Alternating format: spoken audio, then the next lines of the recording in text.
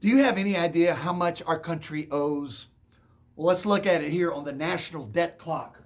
We owe, as of this moment, 30 trillion, 146 billion, 798 million, $255,013. Whoa! Wait a minute, it's gone up another $3 billion. I can't keep up. I mean, that's like $90,000 for every United States citizen. And the federal deficit has soared last year alone by some $3 trillion. I mean, such figures just sort of boggle the imagination. And personal consumer debt in our country is like a staggering $15 trillion. Well, personally, throughout my life, I've tried to keep my debts manageable. It's always been my goal to just have a mortgage payment. That be my only debt. I've succeeded some in my life, but not always.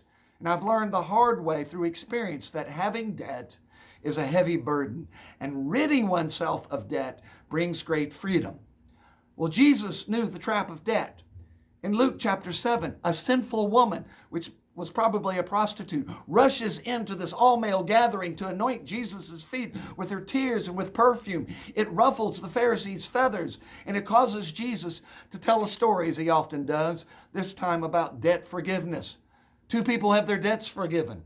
One debt was 500 denarii, the other was 50. And Jesus asked, who would be more grateful? And Simon the Pharisee acknowledges the obvious, why the one forgiven more would be more grateful. Duh. But I don't think Jesus was talking money here.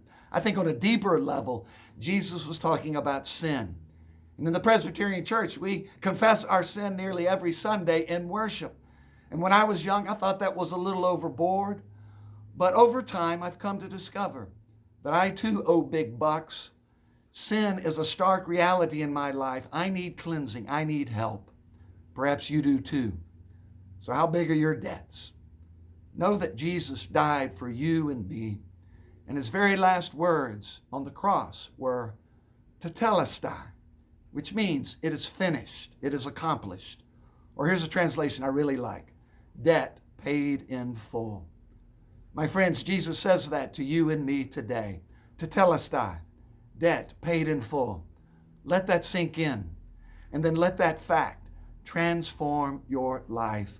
Go forth and may your life be nothing more and nothing less than a pure expression of utter gratitude.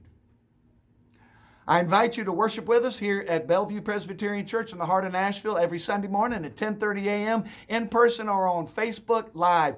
This week featuring none other than Miss Amy Grant. So come join us. This has been another 2-minute takeaway with Pastor Scott.